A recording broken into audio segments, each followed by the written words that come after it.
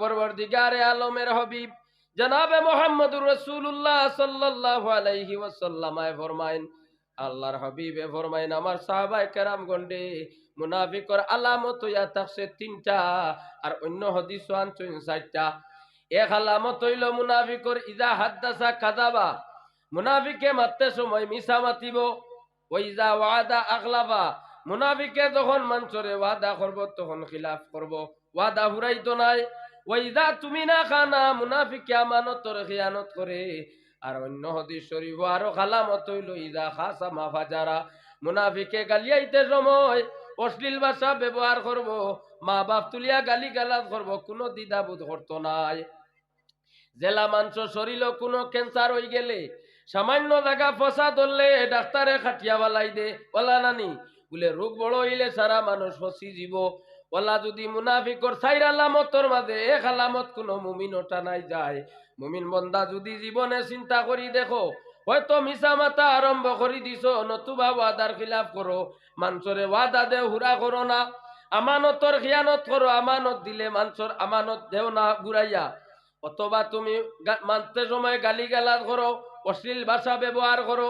মনে করিও ক্যান্সার রোগের মতন চারটা আলামতর মাঝে একটা তোমার মাঝে আইছে, যখন মনে করবা চার আলামতর মাঝে এক আলামত আইছে, মুমিন মনে করিও তোমার ইমানদারি আস্তে আস্তে খালি কমতে আছে আর মুনাফিকি বাড়তে আছে।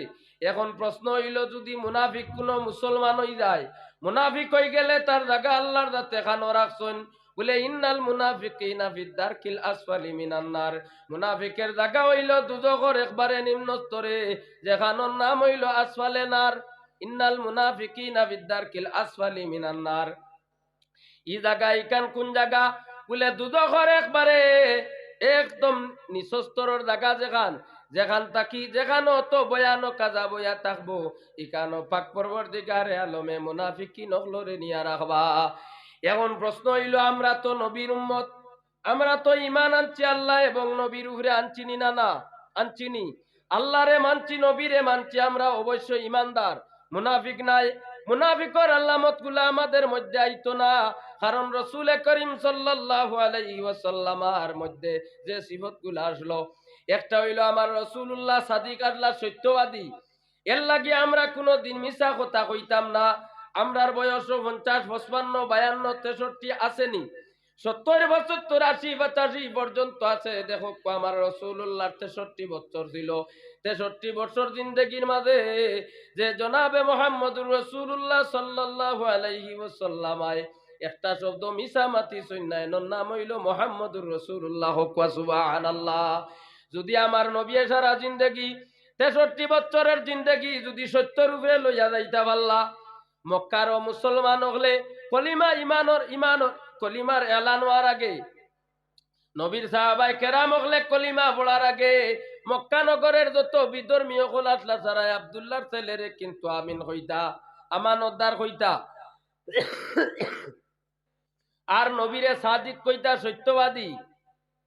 এখন চিন্তা লাগাও ভাই, আপনিও তো মুসলমান, আমিও তো মুসলমান, নবীর উপরে ইমান আনছিনি না? না, কিন্তু আমার মাঝে সেই গুণগুলা আসেনি।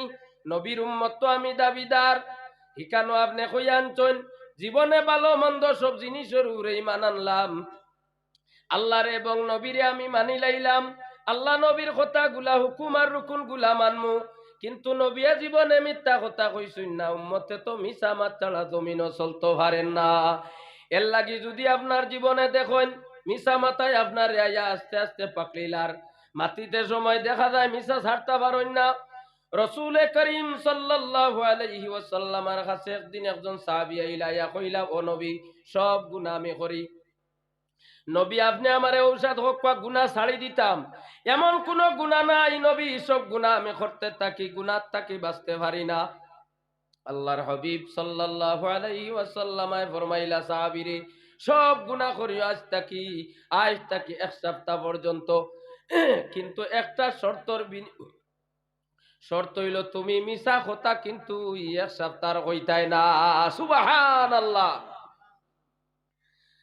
বাইত গড়িয়া গেছেন গিয়া আবার পরে আল্লাহর সেই বন্দা আবার রাসূলুল্লাহর খেদমত এক সপ্তাহ পরে ঘুরিয়া আইতা, মনে চিন্তা হইল আমি যদি মিছা মাতি না, জিনা যদি করি নবীর কাছে যাই, নবীয়ে জিকাইবা কিতা করলাই, বলে জিনা করছে কিলা কইতাম। আর যদি আমি যদি গুনাহ না করিতে নবীরে কইম আমি গুনাহ করছি না। আল্লাহর বন্দার ভিতরে বিশ্বাস আইল চুরি করলেও তো সেই মোলা, নবীয়ে জিকাইবা কিতা করছলাই, যদি কই চুরি করছি তে কিলা কইতাম।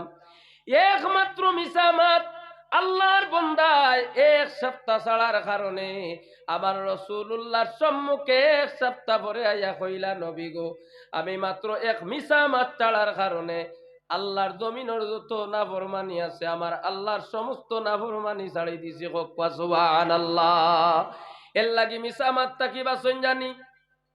এখন মা তৈল গিয়া আয়াতে করিমা তিলাওয়াত করলাম সূরা মুমিনর, ফাক্তা কি আমি মুনাফিকর আলামত গুলা কইলাম। পাক পরবর্তীকারে আলমে জানাই দিত্রা যদি আপনি মুনাফিক হই যান, যদি খালিসান যদি মুনাফিকর আলামত আই হয়, মুনাফিকের আলামত আইলে মানুষ আল্লাহ তাকি আস্তে আস্তে দূরে সরিয়া যাইব গিয়া। কারণ এই সময় মানুষের জায়গা হইল দুজখ। দুজকি মানুষ দ্বারা তারা আল্লাহর কালাম তিলাওয়াত শুনতে বালা লাগতো নাই, নমাজ পড়িতে আরাম পাইতো নাই, আল্লাহর নাম লইতে বালা লাগতো নাই, মা বাবার খেদমত করতে মনো আরাম পাইতো নাই। তখন কিতা করতো আল্লাহর বন্দায় বলে তখন বেশি করি তওবা করতো। তওবা ইস্তেগফার বললে মানুষের কিতা হয় বলে গুনাহগুলা মাফ হয়। এর লাগি রব্বুল আলামিন কুরআন আল কারীমের মধ্যে জানাইতরা ইন্নাল হাসানাতি ইউযহিবনাস সাইয়্যাত যালিকা যিকরা লিযাকিরিন। বন্দারে যেই সময় তুমি বুঝবাইবাই তোমার বেড়া গিয়া আটকে গেছে, নৌকা লাগি গেছে বালি সরতা কি আর ছুটেন না, দোয়া তোমার কবুলর না, দুনিয়ার কোনো মানুষে তোমারে বালা পান না, দুনিয়ার মানুষ তোমার তাকি দূরে সরিয়া গেছে গিয়া, তখন তুমি কিতা করতাই, তখন তুমি তোমার মন্ডে ছুটো বানাও, তওবা ইস্তেগফার পড়ো, আল্লাহর নাম তুমি জিকির আজকারের মধ্যে মগ্ন হইয়া থাকো। আল্লাহর নাম যখন বারবার লইবাই, নবীর উপরে দুরূদ পড়তে থাকবাই, তওবা ইস্তেগফার যখন পড়তে থাকবাই বন্দারে, তখন দেখবাই আস্তে আস্তে তোমার মনটা খালি ছুটোর।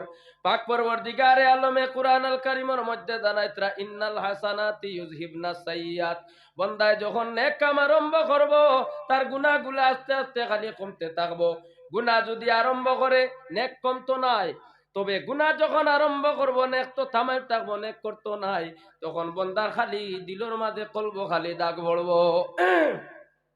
এর লাগি আল্লাহর নাম আমরা জীবনে লইতাম, রসুলে পাক সাল্লাল্লাহু আলাইহি ওয়াসাল্লামের উপরে দুরূদ পড়িতাম, দিল আল্লাহর জিকির সব সময় রাখতাম, শয়নে শোভনে ঘুমোহ জাগে, সর্বা অবস্থায় আপনি পবিত্রতা অর্জন করিয়া মুমিন চলন জানি, কারণ মুমিন কোন সময় অপবিত্র হইতে পারে না।